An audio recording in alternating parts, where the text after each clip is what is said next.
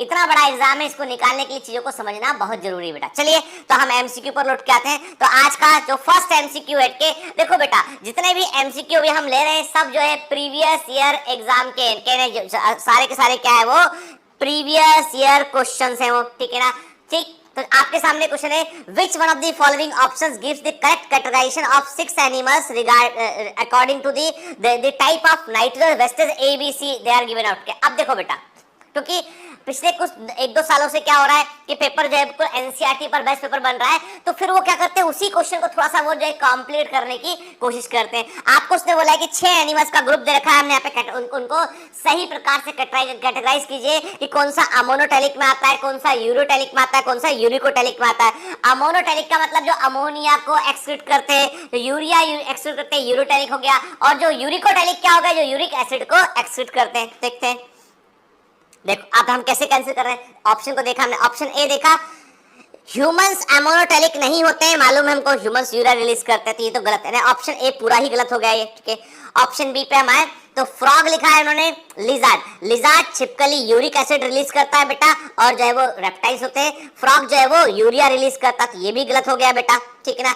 Aquatic amphibia ammonia release करते हैं, urea release नहीं करते, ये भी गलत हो गया। ह्यूमंस जो होते हैं यूरिया रिलीज करता है, ये सही है, लेकिन ओवरऑल हमको पूरा सेट मैच करना है, तो दूसरा भी गलत हो गया। तीसरा अमोनोटैलिक जो होते हैं एक्वाटिक एम्फीबिया, बिल्कुल सही बात है, जो एक्वाटिक एम्फीबिया होते हैं, जैसे टाइडपोल की बात करें हम, के एक्वाटिक एम्फीबिया वो अमोनिया को रिलीज करते हैं। यूरिया फ्रॉग हो गया, ह्यूमंस हो गया, यूरिया हो गया, फिर पिजन बर्ड्स की बात करें, लिजार्ड हम बात कर रहे हैं किसकी बेटा, हम बात कर रहे हैं लिजार्ड में, हम बात कर रहे हैं किसकी बेटा, रेप्टाइल्स की बात कर रहे हैं। एंड कॉकरोच हम इंसेक्ट की बात करते हैं, हमने कहा इनमें क्या हो गया, इनमें हो गया यूरिक एसिड हो गया इनमें, ठीक है ना। ठीक, तो answer C is right, correct, this is the correct answer के।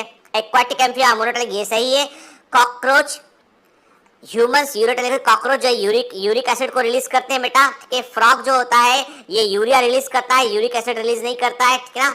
ठीक, तो इसका मतलब ये वाला गलत हो गया ऑप्शन, ठीक है। अब यहाँ पे क्या होता है आपको बिल्कुल एकदम आपको क्लियर रहना चाहिए फंडा आपको कि कौन से ऑर्गेनिज्म है वो यूरोटैलिक में आते हैं, कौन से यूरिकोटैलिक में आते हैं, कौन से अमोनोटैलिक में आते हैं, तो ये फंडा एकदम क्लियर रहना चाहिए, ठीक है ना। और ये बिल्कुल सिंपल क्वेश्चन है, एग्जाम में कंफ्यूज करते हैं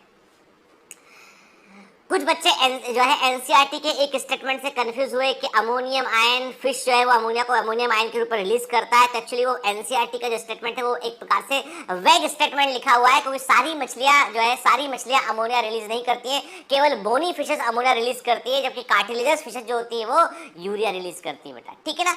ठीक, आगे उसी एनसीईआरटी में आगे चीजों को एक्सप्लेन किया गया, चाहे हम बात करें तो एक्चुअली क्या है बेटा, कुछ स्टेटमेंट ऐसे एनसीईआरटी के जो कंफ्यूजिंग है, गलत है के, मतलब गलत का मतलब कि रफ वेगली लिख दिए गए हैं, तो आप में से कई बच्चों का बोला सर वैसा का वैसा आ गया, तो अब देखो अब उसमें हम कुछ ज्यादा कुछ नहीं कर पाएंगे, लेकिन इतनी सी बात है कि फंडामेंटली हमको बिल्कुल सही रहना पड़ेगा हमको, ठीक है ना, क्लियर। तो अब ये है कि बोनी अब केवल फिश ऑप्शन में हो वहाँ पे, और बाकी एम्फीबिया दे रखा हो, वहाँ पर जो है आपका मैमल्स दे रखा हो, बर्ड्स दे रखा हो, तो आप फिश आंसर लगा दिएगा कि अमोनिया को रिलीज करते हैं, अमोनियम आयन के फॉर्म में ये लगा देते हैं। लेकिन जो क्वेश्चन हमने सॉल्व किया था पहले वाले जो है वो एमसीक्यू सीरीज एमसीक्यू के फर्स्ट पार्ट में, जो हमने पहले 10 क्वेश्चन में, तो उसमें आप कंफ्यूज मत होइएगा बेटा, ठीक है ना। आंसर सही है, AIPMT का आंसर की के अकॉर्डिंग आंसर है, ठीक है। Question number second, uric acid is an excretory product of के, किसमें यूरिक एसिड जो है किसमें एक एक्सक्रीटरी प्रोडक्ट होता है बेटा के, देखो बेटा है ना। अब कॉकरोच में यूरिक एसिड होता है, अभी देखा हमने, स्पैरो चिड़िया में वर्ड्स में होता है, रेप्टाइल्स में होता है, मैन में क्या होता है, यूरिया होता है, ठीक है। तो क्या आंसर आ गया, ABC is the right answer के। ये सबसे फ्रीक्वेंटली पूछे जाने वाले क्वेश्चन है बेटा, ठीक है। यूरिकोटैलिक, यूरोटैलिक, अमोनोटैलिक, इसलिए देखो आप बार बार देख रहे हो ना, अलग अलग फॉर्मेट में क्वेश्चन आता चला जा रहा है, ठीक है ना। और हमने इस बार जो है आपके यहाँ पर हम जो है प्रीवियस ईयर क्वेश्चन में पिछले 10 साल के हम जो है तमाम एग्जाम, पहले तो अभी तो केवल नीट होता है, पहले दूसरे एग्जाम भी होते थे, तो वो क्वेश्चन भी शामिल कर लिया हमने, ताकि मालूम चले हमें कि एग्जामिनर का रेंज कहाँ तक था इस चैप्टर में, ठीक है। फिर क्वेश्चन नंबर 3, ए fresh water fish maintain osmo regulation bye, एक फ्रेश वाटर फिश जो है वो कैसे अपना ऑस्मो रेगुलेशन जो है वो मेंटेन करती है, बताइए आपके, यानी कैसे मेंटेन करेगी। देखो बेटा सिंपल सी बात है, फ्रेश वाटर फिश है, मतलब वाटर जो है वो फ्रेश वाटर है, उसमें सॉलिड कम है, तो मतलब वाटर जो है वो फिश की तुलना में बॉडी में, हम जनरली क्या बात करते हैं, हम बात करते हैं कि फिश वाटर को अपने अंदर लेती है, बॉडी में वाटर को अपने अंदर लेगी उठ के, यानी उसको कैसे मिलता है, जो जो ऑक्सीजन है वो गिल्स के थ्रू ही मिलता है बेटा उसको, ठीक है। तो जो फ्रेश वाटर फिश होती है उनमें वाटर जो है अधिक मात्रा में बॉडी के अंदर आ जाता है, तो उस एक्सेसिव वाटर को उन्हें बाहर रिलीज करना पड़ता है, ठीक है। और अपने ऑस्मो रेगुलेशन को बनाए रखने के लिए बाहर से कुछ सॉल्ट को उन्हें एक्टिवली भी अंदर लेना पड़ता है, थ्रू गिल्स भी इसमें रोल प्ले करते हैं, ठीक है ना। तो अब क्या मतलब आंसर क्या आएगा इसका, continuously taking in water and eliminating excess of salt, ठीक है। देखो बेटा, fresh water fish continuously water take नहीं करती है, ये जो है एक्सेस सॉल्ट को एलिमिनेट करती है, ये तो सही बात है, ठीक है, एलिमिनेट करती है, ये कर सकती है एक्सेस सॉल्ट को। जनरली इनमें एक्सेस सॉल्ट इसलिए जो है वो अपने अंदर ये एक पर्टिकुलर कॉन्सेंट्रेशन को मेंटेन रखती है। ऑस्मो रेगुलेशन का मतलब होता है कि सेल अपने एक निश्चित कॉन्सेंट्रेशन को मेंटेन करने की कोशिश करती है, ठीक है। अब दूसरा ऑप्शन, तो ये वाला ऑप्शन जो है बेटा इसमें कंटिन्यूअसली टेकिंग नहीं होता है, गलत आंसर है, क्योंकि फ्रेश वाटर फिश के पास एक्सेस वाटर अंदर आता है बॉडी में उसकी, तो उसको उस एक्सेस वाटर को बाहर निकालना पड़ता है, क्योंकि उसके जब भी वाटर संपर्क में आएगा तो वो अंदर आने, क्योंकि देखिए सिंपल सी बात है, मेम्ब्रेन है तो वो सिंपल जो डिफ्यूजन वाटर डिफ्यूजन के अंदर आने की कोशिश करेगा वो, ठीक है। तो फिश को लगातार प्रयास क्या करना पड़ेगा, उसे एलिमिनेटिंग एक्सेस ऑफ वाटर को उसे एलिमिनेट करना पड़ेगा, taking up salt from the environment के, और अपने कॉन्सेंट्रेशन को मेंटेन करने के लिए, अपने इनर कॉन्सेंट्रेशन को मेंटेन करने के लिए बाहर से वो इन्वायरमेंट से, जो एक्वाटिक इन्वायरमेंट है वहां से वो सॉल्ट भी लेके थी। This is the right statement. फिर देखते हैं बाकी तीसरा क्या गलत है, taking both water and salt from the environment के, ठीक है, this is also not wrong. लेकिन क्या होता है कि मैंने पहले भी आपसे कहा ना, फ्रेश वाटर फिश में वाटर जो है बाहर से अपने आप ही अंदर आता है बॉडी के अंदर, ठीक है, इसलिए मछलियों में स्केल्स होते हैं जो पानी से भीगते नहीं है, ठीक है ना। लेकिन जैसी वो अपने मुंह से गिल से वो पानी को अंदर लेगा अपने, ठीक है, अपने फूड को लेगा वो, तो एक्सेस वाटर उसके अंदर आएगा, उसको बाहर से निकालना पड़ेगा, ठीक है। तो ये is not perfectly all right. Eliminating both salt and water into the, अब देखो लेना बाहर निकालना के ये तो एक जैसी चीजें होगी ना ऑलमोस्ट के, कि सॉल्ट को वाटर को एक्सेस को अंदर लिया, एक्सेस को बाहर निकाला, तो एक्चुअली में क्या होता है बेटा, बिल्कुल। अब यहाँ पर क्या है, यहाँ पर यदि आप देखेंगे तो options are not very clear, कि यहाँ पर options are not very clear, साफ साफ ऑप्शन यहाँ पर नहीं दे रखे हैं। एंड आपको क्या करना है, आपको इसमें से बेस्ट आंसर चुनना है, और एग्जाम में ऐसा होता है, हम लड़ते, हम एग्जामिनर को बोलते हैं उसने ऐसा कर दिया, हम खुद लड़ते हैं आपस में, ये गलत है सर, इसका आंसर ये होना चाहिए। लेकिन सच्चाई ये है कि sometime there are the question, यहाँ पे चारों ऑप्शन परफेक्ट नहीं है, एक आपको मोर करेक्ट चुनना होता है। चारों सही है, एक ज्यादा करेक्ट चुनिए, चारों सही, चारों गलत है तो कम गलत चुनिए। तो आंसर इज दैट कि फ्रेश वाटर फिश क्या करती है बेटा, ये जो है जो एक्सेस वाटर इसकी बॉडी में आता है, क्योंकि ये फ्रेश वाटर फिश है, इसका कॉन्सेंट्रेशन सेल का अधिक होता है बाहर से, तो एंडोस्मोसिस से मोर वाटर अंदर रह जाएगा बॉडी के अंदर, तो उसको इसे जो है बाहर निकालना पड़ेगा, साथ में अपने कॉन्सेंट्रेशन को मेंटेन करने के लिए बाहर से सॉल्ट भी लेने पड़ेंगे। तो B is the more correct answer, ठीक है ना, क्लियर। चलिए फिर अब क्वेश्चन नंबर 4, अब देखिए, अब ये जो क्वेश्चन है ये आर्म फोर्स मेडिकल एएफएमसी का क्वेश्चन है, ठीक है, पहले के एएफएमसी का क्वेश्चन है, ठीक है ना, पर मैंने ले लिया इस क्वेश्चन को, अच्छा क्वेश्चन है, क्योंकि ये इकोलॉजी वाले हिस्से, ऑर्गेनिज्म एंड पॉपुलेशन से भी जुड़ता है, ठीक है, इकोसिस्टम से भी जुड़ता है ये क्वेश्चन, जो है आपका एक्सक्रीट सिस्टम से भी जुड़ता है, एनिमल किंगडम से भी जुड़ता है क्वेश्चन ये, ठीक है। अब consider the following water conservation mechanism. अब आपने देखा नंबर 1 लिखा nasal counter current mechanism, kidney में तो सुना था, पर ये नेजल एपिथेलियम में कहां से आ गया, नेजल एपिथेलियम में काउंटर करंट मैकेनिज्म के dependence on metabolic water. Metabolic water वो वाटर होता है जो रेस्पिरेशन की प्रोसेस में जनरेट होता है। हाईली हाइपरटोनिक यूरिन, मतलब यूरिन के अंदर जो है वो वाटर की मात्रा कम से कम होती है, यूरिन का कॉन्सेंट्रेशन काफी अधिक होता है कि living on more protein rich diet. याद रखिएगा, protein rich diet needs more water too, यानी जो प्रोटीन, जो जिस डाइट में प्रोटीन काफी अधिक होता है, उस प्रोटीन को एलिमिनेट करने के लिए जो है मोर वाले प्रोटीन, जब आपको मैंने कई बार एक बात बताई भी है मैंने पहले भी, कि ज्यादा प्रोटीन लेने पर क्या होता है कि उस प्रोटीन के अमाइनो एसिड जो है वो, देखो प्रोटीन डाइजेस्ट होगा, अमाइनो एसिड को बॉडी एब्जॉर्ब करेगी, और उन अमाइनो एसिड में से एक्स्ट्रा अमाइनो एसिड को लिवर को जो है वो उसको डीएमिनेशन करेगा तो अमोनिया बाहर निकलेगी, और उस अमोनिया को यूरिया में कन्वर्ट करना पड़ेगा, ठीक है। तो वैसी कंडीशन में इस पूरी प्रोसेस में जो है वो more water is required to eliminate the metabolic wastage. तो प्रोटीन ऐसे जो एनिमल वाटर को कंजर्व करते हैं वो थोड़ा सा कम प्रोटीन रिच डाइट लेते हैं वो, ठीक है। एक कॉमन फंडा है, मोर जितना अधिक आप प्रोटीन लेंगे उतना अधिक आपका वाटर का इंटेक होना चाहिए, ठीक है। अब यहाँ पर बात कर रहा है वो कंगारू रेट की बात कर रहा है, क्या है, the kangaroo rat living in desert, मरुस्थल में रहता है, can survive without drinking water, ये बगैर पानी अपने पूरे जीवन काल में, कंगारू रेट अपने पूरे जीवन काल में कभी भी पानी को नहीं पीता है, वाटर नहीं पीता है, फिर जिंदा कैसे रहता है, क्योंकि इसके पास में, बिल्कुल सही, इसके पास में नजल काउंटर करंट मैकेनिज्म होती है। सोचिए, नजल इपिथेलियम में काउंटर करंट मैकेनिज्म चल रही होती है जो किडनी की तुलना में मोर वाटर एफिशिएंट होती है, इट इज मोर वाटर। अरे गूगल करके देख लेना, आप चिंता मत कीजिए, आप सोच रहे हो कि सर क्या बोल रहे हैं इसके, हाँ, nasal counter current mechanism kangaroo rat में देखने मिलती है। इसके अलावा कुछ और एनिमल जो डेजर्ट में के लिए अडॉप्टेड थे उनमें भी हमको ये देखने मिलती है, ठीक है। फिर मेटाबॉलिक वाटर, रेस्पिरेशन में जो वाटर बनता है CO2 प्लस H2O, उस वाटर का यूज करते हैं, ठीक है। हाइपर ऑटोनिक यूरिन को यूज करते हैं, लेकिन ये प्रोटीन रिच डाइट को नहीं लेते। तो आंसर इसका हो गया A B C, answer is A, is the right answer, ठीक है ना, क्लियर। अब ये क्वेश्चन मान लो उन्होंने उठा के रिपीट कर दिया, अब ये क्वेश्चन क्या, कंगारू रेट, ये सब तो क्या, ये ऑर्गेनिज्म एंड एनवायरनमेंट से भी जुड़ा हुआ है, एक्सक्रीटरी सिस्टम से भी जुड़ा हुआ है, तो बेटा हमको प्रीवियस ईयर के क्वेश्चन के पूरे का पूरा अंदाजा रहना चाहिए, ठीक है। Question number 5, select the true statement, सही कथन आपको चुनना है कि राइट स्टेटमेंट क्या है। In fishes kidney plays a major role in ammonia excretion, गलत है बेटा, गिल्स होते हैं, किडनी नहीं होते इनमें, गिल्स रोल प्ले करते हैं, ठीक है।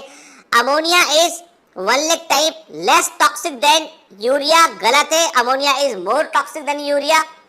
Shark retain a large amount of urea in the blood as a major osmolyte to balance the osmolality of these body fluid, बिल्कुल सही है, शार्क की बॉडी में बड़ी मात्रा में यूरिया जो है वो रहता है प्रेजेंट, और ऐसा इसलिए होता है ताकि वो अपने कॉन्सेंट्रेशन ग्रेडियंट को वो मेंटेन रख सके और जो है वो अपने आप को ऑस्मो रेगुलेट वो कर सके। ये बात हम पहले भी हमने डिस्कस किया इसके बारे में, ठीक है। Most terrestrial reptile excrete ammonia, गलत है, ये यूरिक एसिड को रिलीज करते हैं, ठीक है। तो answer is C. Question number 6, the process of excretion, अब यहाँ पे भी छोटी सी मिस्टेक होती है, छोटी सी गलती करके आते हैं कि हम एक्सक्रीशन और डाइजेशन को एक समझ लेते हैं, ऐसा मत करना बेटा, कि कई बच्चे क्या करते हैं, the process of excretion is the removal of undigested waste, जो कि गलत आंसर है, इसको लगाते हैं, ऐसा मत कीजिए कि ये होता है डिफिकेशन, डिफिकेशन होता है बेटा, ठीक है ना, ठीक है, मल त्याग करना, ठीक है। इसका removal of useful substance from the body, गलत है, useful of metabolic wastage from the body, ये होते हैं नाइट्रोजनस मेटाबॉलिक वेस्टेज, ये नाइट्रोजन युक्त मेटाबॉलिक वेस्टेज होते हैं, इनको बॉडी से बाहर करना ही एक्सक्रीशन कहलाता है, that is the right answer, ठीक है। Question number 7, which of the following are accessory excretory organ, कौन से जो है वो अतिरिक्त, किडनी के अलावा, नेफ्रॉन के अलावा अतिरिक्त एक्सक्रीटरी ऑर्गन है।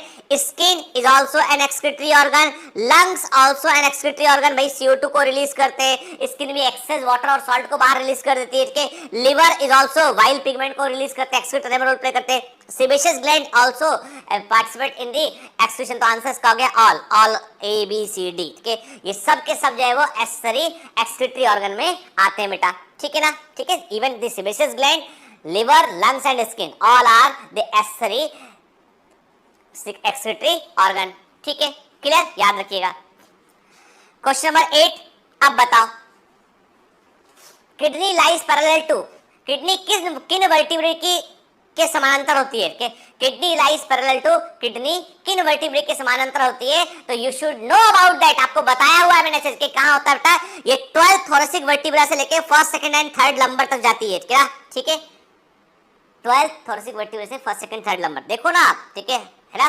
किडनी के किसके समानता होते हैं, हमने कहा ना आपसे, ये देखो, ये दिख रहे हैं आप यहाँ पे दिखाई पड़ रहा है आपको, ये देखो है ना, ठीक है, 12 T12, ठीक है, एंड ये लुम्बर वर्टिब्रे 3 तक, क्या 1 2 3 है ना, लुम्बर वर्टिब्रे 3 तक ये पहुंच जाती है, ठीक है, क्लियर।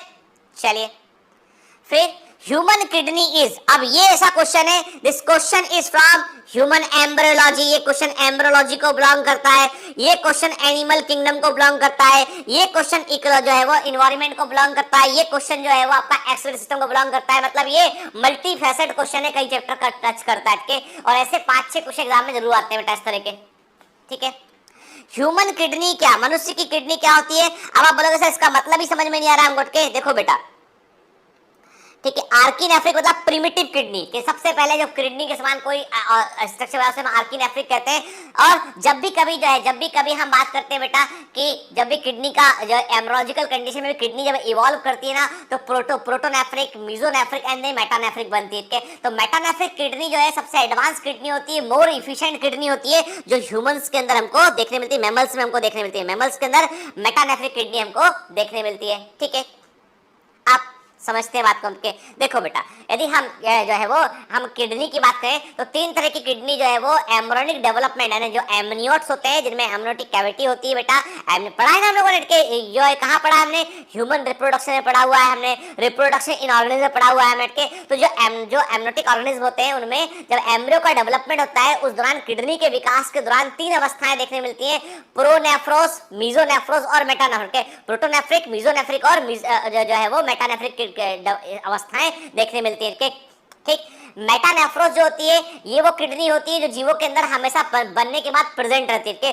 प्रोटोनेफ्रोस जो है वो अर्ली एम्ब्रियोनिक कंडीशन बनती है, डिजेनरेट कराती है। उसके बाद मीजोनेफ्रोस बनती है, देन फाइनली जो किडनी बॉडी में रिटर्न करती रह जाती है वो होती है मेटानेफ्रिक किडनी होती है। देखिए, जब एम्ब्रियोनिक डेवलपमेंट होता है तो पहले प्रोनेफ्रोस बना जिसने एक्सक्रीशन में रोल प्ले किया, उसके बाद मीजोनेफ्रोस बना और फाइनली किडनी डेवलप करके फाइनली जो है आप देख रहे हो नेफ्रोजेनिक कॉर्ड बनी और इस नेफ्रोजेनिक कॉर्ड से जो है वो किडनी इवॉल्व की के। याद रखिएगा के मतलब एम्ब्रियोलॉजिकल कंडीशन में जब एम्ब्रियो में जब जो है किडनी बनती है ना तो प्रोटोनेफ्रोस, मीजोनेफ्रोस और मेटानेफ्रोस कंडीशन आती है। ठीक है, तो ये तो जो जहां पे ना देखो कुछ ऑर्गेनिज्म में क्या था, केवल इतना ही बन के रह गया, कुछ ऑर्गेनिज्म इतना ही बन के रह गया तो उनमें केवल मीजोनेफ्रिक किडनी देखने मिलेगी आपको। किसी में इतना ही बन के रह गया प्रिमिटिव ऑर्गेनिज्म में उन्हें प्रोटोनेफ्रिक किडनी देखने मिलेगी। हमारे अंदर मेटानेफ्रिक किडनी हमको देखने मिलती है। ठीक है ना, क्लियर? देखिए, है ना, मैमल्स की बात करें हम, बर्ड्स की बात करें हम के एंड जो है वो जो है कुछ डेवलप्ड रेप्टाइल की बात करें तो हमको मेटानेफ्रिक किडनी देखने मिलती है कि जबकि हम देख रहे हैं फिशेज में देख रहे हैं मीजोनेफ्रिक किडनी है क्या। ठीक है, एम्फिबिया में मीजोनेफ्रिक किडनी हमको देखने मिल रही है बेटा के। तो ये सब क्या है, ये जो धीमे धीमे ग्रेजुअल हो रहे हैं, वर्म्स के अंदर देखें तो जो है वो प्रोटोनेफ्रिक कंडीशन हमको देखने मिलती है। तो धीमे धीमे हम क्या देख रहे हैं, हम देख रहे हैं कि किडनी का भी विकास हुआ है यहाँ पे। तो हमारे एम्ब्रियोनिक डेवलपमेंट में ऑन्टोजेनी रिपीट्स फाइलोजेनी बोलते हैं ना हम कि जब जो एम्ब्रियोलॉजिकल डेवलपमेंट होता है वो जीव विकास के इतिहास को भी दर्शाता है। तो वैसी हमारी किडनी जब इवॉल्व करती है तो प्रोटोनेफ्रिक, मीजोनेफ्रिक और मेटानेफ्रिक स्टेज से वो गुजरती है और metanephric is the final kidney. Clear? तो अब याद रखना बेटा, भूलना नहीं, है ना। ये out of the box question था। यूरिया इज ट्रांसपोर्टेड बाय, अब यूरिया को ट्रांसपोर्ट कौन करता है? Again this question is from excretory system, this question is from body fluid and circulation के। एंड यूरिया को ट्रांसपोर्ट करता है ब्लड का प्लाज्मा, आरबीसी थोड़ा ना यूरिया अंदर के। एंड जो कुछ भी ट्रांसपोर्ट होगा वो प्लाज्मा में घुलेगा, प्लाज्मा से किडनी तक पहुंचेगा वो ब्लड। एंड ये किडनी यदि ब्लड को प्यूरिफाई फिल्टर करती है तो बेसिकली प्लाज्मा को फिल्टर करती है वो। ठीक है ना, तो क्या आंसर इसका? Blood plasma. क्लियर? चलिए, तो हमने क्या किया बेटा, आज हमने 10 जो क्वेश्चन देखे हमने, तो उसमें हमने कुछ थोड़े से अलग अलग एंगल पे क्वेश्चन को देखा। लेकिन नेक्स्ट क्लास में, अगली क्लास को जब मैं असाइन करूंगा बेटा उसमें हम जो क्वेश्चन करेंगे पढ़ लेना चाहिए, साथ सॉल्व करना। तो हम कुछ क्वेश्चन करेंगे जो हमारे यूरिन फॉर्मेशन पर जुड़े क्वेश्चन होंगे और काउंटर करंट मैकेनिज्म से जुड़े क्वेश्चन होंगे। तो बेटा जो आपका लेक्चर नंबर 3 और 4 बहुत अच्छे से, ठीक है, 3 और 4 बहुत अच्छे से बेटा एक बार उसको देख लेना। इवन किडनी का स्ट्रक्चर भी एक बार अच्छे से देख लीजिएगा। ठीक है ना, क्लियर? चलो, तो अच्छे से जम के पढ़ो, अभी आपको अपनी एनर्जी को लूज नहीं कर